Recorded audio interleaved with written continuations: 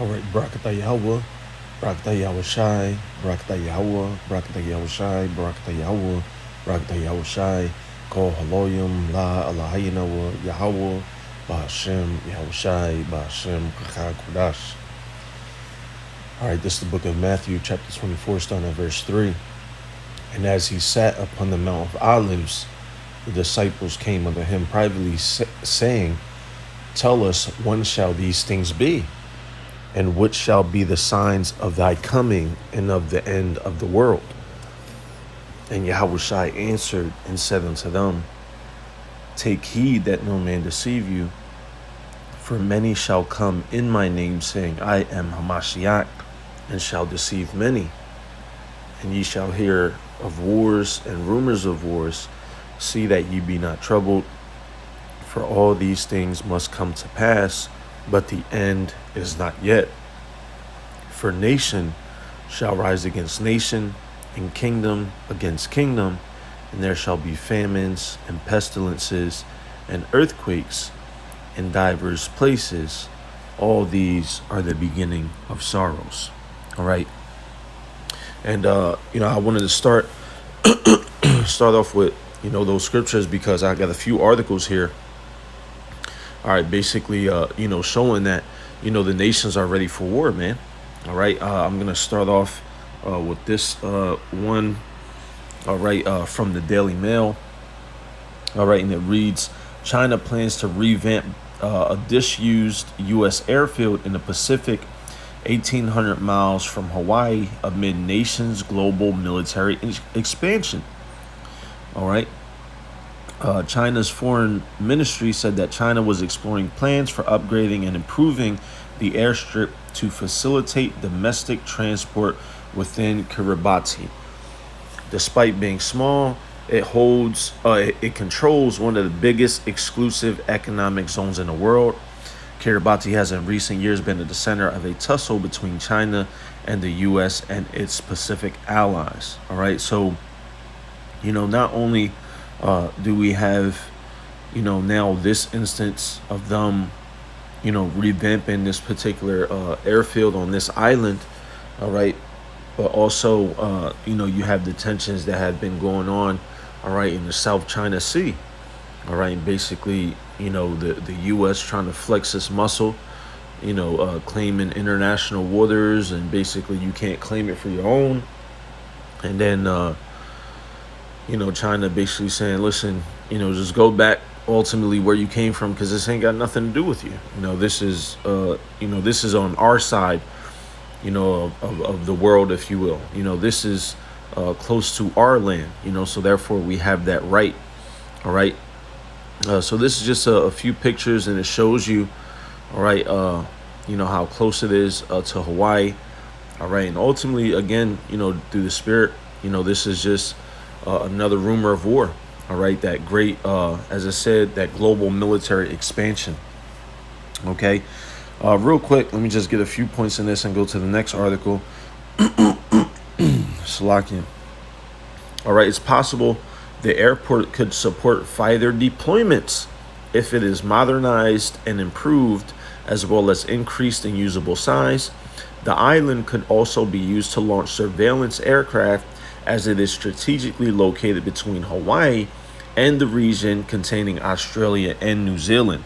All right. And the reason why that's important, okay, is because China is already at odds with the U.S.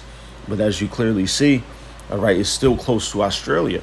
All right. And they just threatened to bomb Australia with long-range missiles if they decided to support U.S. military action in Taiwan. All right. So, again, you have, it's all full circle. All right. Because you have, a country like Australia that's joined with the U.S. that receives, that is basically, one of those merchants. And you also have China as well. China is one of those merchants, as we, discussed yesterday at camp. China is responsible, for exporting, a lot of products, here to the U.S., and, the U.S. relies on China, to basically, make a lot of goods because of that cheap labor. All right. You can also look up the child labor issues, that have arose, specifically, with Apple. They made a big deal out of it, but I mean, really is very, widespread, but of course, Esau being base, in the vain, vile man that he is, they only make a big deal out of it when it's their favorite products, or when it's, like when it's something mainstream, they don't care if your t-shirts, are made there by children, but, when it comes to, the biggest technology company, if you will, or phone company, then it's a big deal. But nonetheless, the point being that, the nations are ready for war, man. All right. You got them expanding. You got China expanding over here. So that way they can, run surveillance close to the U.S. and also run surveillance to Australia. All right. You got them sending warnings, to Australia that they'll bomb them with long range missiles, if they agree to basically be joined, with the U.S. and the U.S. military action in Taiwan. All right, and just a few key points here. A China propaganda newspaper has warned Australia over the Taiwan conflict. Beijing has been ramping up efforts for Taiwan reunification under one China. All right, and again, really, the elites, desire for that one world government. So this is a measure of ultimately, to get everybody on one accord, in China, and their surrounding allies, and then they could kind of force the hand, of other countries, because you have, basically the Asian region under control, and then you focus on your Edomite counterparts and you get them in control, and then you bring the one world order kind of full circle, if that makes sense. All right. The newspaper said long-range strikes should be used if Australia supports the U.S. The chilling warning comes amid increasing tensions between Canberra and Beijing. All right. The editor-in-chief of the Global Times, which is seen as Beijing's mouthpiece on foreign policy to the world. All right. The same way you have, what is it, RT News, which is, Russian, Russian owned, and they kind of speak, not really on behalf, but, in these other countries, not like the U.S. In these other countries, you have, news outlets that are, the country's mouthpiece, as it says. All right. And ultimately, anything that comes out of, these newspapers, it's not, them reporting news. It's kind of like leaders speaking to each other, or leaders sending a particular threat out, or trying to send a message. All right. So it reads, China should retaliate with long-range strikes if Australia gets involved in a potential military conflict over Taiwan. I suggest China make a plan to impose retaliatory punishment against Australia once it militarily interferes in the cross-strait situation. The plan should include long-range strikes on the military facilities and relevant key facilities on Australian soil if it sends its troops to China's offshore areas and combats against the PLA, all right, which is basically China's army, okay? Salakia. Mr. Hu said it would be important for the Chinese government to send a strong message about the plan for retaliatory military action to deter the extreme forces of Australia from committing irresponsible actions. All right, and basically it's flexing, its muscles against Australia, because Australia, first and foremost, is a smaller country. All right, we all know that, the U.S. is going to be taken care of later, so that's why, they're not necessarily worried about saying anything, to or referencing it, directly to them, because that's the long game, if you will. We're gonna basically whoop your allies' ass, and then at the end of it, then everybody's gonna, come together and take you out, So it's beautiful to see, man. Just one more, because again, the title of this is just going to be "The Nations Are Ready for War," because that's really what we're seeing. All right. And, not just any war, that third woe. We're seeing, as Esau said, over the past 2 years with this pandemic and everything else that he's been pushing with his BS propaganda. One of his favorite, words to use was unprecedented. We are in unprecedented times. We have seen unprecedented deaths, and you know how Esau is, trying to basically inflate, and in, some cases, a lot of cases, deflate situations, but nonetheless, here's another one. U.S. Navy seizes huge weapons cache in the Arabian Sea. And, through the spirit, I was looking at this. I'm like, man, this is another example of how we know, all right, that America is that whore, man. It's just, like, how is it that you're over here in the Arabian Sea, all right, and you're able to seize weapons of other countries' ships, all right? If that's not an indicator of who really runs the world, all right, obviously going, to past, the great whore and going to the elite families, but nonetheless, the headquarters, if you will, is like America, man. The instructions, all right, the flexing of muscles, the treaties, all right. It's right here, man, right here in America. All right. So the U.S. Navy says it seized a huge cache of illicit Russian and Chinese weapons from a stateless vessel sailing in international waters of the northern Arabian Sea. The U.S. Fifth Fleet, which is based in Bahrain, said on Sunday the guided missile cruiser intercepted the boat and discovered the cargo during a routine boarding in a 2-day operation. And again, that's how you know, man. That's a routine boarding. All right. And that's Slovakia. That's kind of like you have what the hell was that? Like the airports, TSA.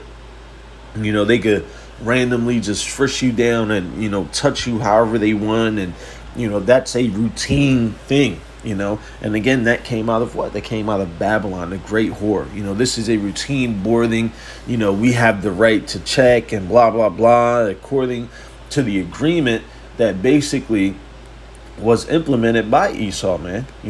Was implemented, by this great whore, this harlot, all right, which we know to be Babylon. All right, and the point being, let me just get it real quick. Because basically they said that, okay, so this is the wrong one. They said that the Navy did not identify where it believed the shipment originated. But there was another one that basically said the shipment originated from Iran. Ship from Iran. Let me see if I can grab that article. Oh, here we go. There we go. So this was the most recent one. All right, this was 2 hours ago. All right, the other one was 7 hours ago. All right, so this is a more updated version, if you will. All right, and let me just get the point out of this one. All right, it included nearly 3,000 Chinese Type 56 assault rifles, variant of the Kalashnikov, as well as hundreds of other heavy machine guns, sniper rifles. You can kind of see right there, those are also sniper rifles with the brown barrel. All right, all types of weapons, man. These are the propelled launchers. All right, right there in that middle, all those silver ones. All right, these are there goes another sniper to the right, a bolt action rifle. And then to the left, it looks like a machine gun of some sorts. All right, just all types of weaponry, man. And this was here we go. Russian-made anti-tank guided missiles and several hundred rocket-propelled grenade launchers. That's what it was, rocket-propelled grenade launchers. All right, let me see. Here we go, right here. While the ship was stateless, meaning it didn't have a flag for them to identify, an initial investigation found it was heading to Yemen from Iran, again tying the Islamic Republic to arming Yemen's Houthi rebels despite a United Nations arms embargo. The unique blend of material recovered by the particular ship appears to be consistent with the material from previous interdictions which have been linked to Iran. And this is from an investigative researcher who studies the illicit weapon trade, also told the Wire service. And, that shows the hypocrisy of Esau because, Esau is the one that, he sends billions and billions of dollars of weapons, man. All right. But as soon as 3,000 plus guns and various grenade launchers are found, then it's a big problem. Oh well, they have the United Nations embargo, so they shouldn't be doing this. All right. So they continue to say, the original source and intended destination is currently under investigation. All right. And basically going into the history of, since 2014. All right. The Yemen war has killed over 130,000 people and is basically, ended up getting to the United Nations Security Council, and they imposed an arms embargo on the Houthis in 2015, which, I mean, that's nothing compared to the bloodshed that these devils, all right, have done and committed, all right, since 2014. All right, these devils have killed more than 130,000 people, since 2014. But of course, all right, them not being in trouble as other men, this being their world, all right, they are able, to do these things. All right. So nonetheless, I just wanted to grab those few articles, because we're seeing more, more ramping up, if you will, of these nations, whether it be by, proxy, sending weapons, all right, whether it be by direct, nation against nation, kingdom against kingdom, we're seeing it, there's more and more evidence showing you, all right, that the nations are ready. It's not like, 5 or even 10 years ago, all right, where it was, talk about it, we're prepared for war, let's start, getting ready. All right. Because ultimately in those stages, you implement the policies and you use your think tanks to, just kind of plan out. That's why they have these organizations, such as the Bilderberger Group, the Council on Foreign Relations, all right, specifically here in the U.S., all right, and that these other nations, operate in that same measure, okay? So, now it's no longer a talk, it's no longer about dialogue, now action is taking precedence, So it's a beautiful thing to see, man. All right, these nations are ready. All right, in closing, Adonai Radazal will continue to see more of this. All right, we'll continue to see more threats. All right, we'll continue to see more military buildups. All right, we'll continue to see, surveillance and fighter jets being intercepted.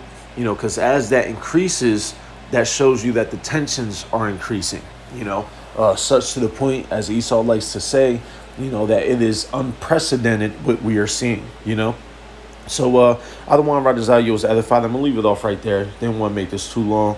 But I'm gonna end it off by giving all praises, honor, and glory unto Yahweh, Bahashem, Yahweh Shai, Bahashem, Rechach Kodash.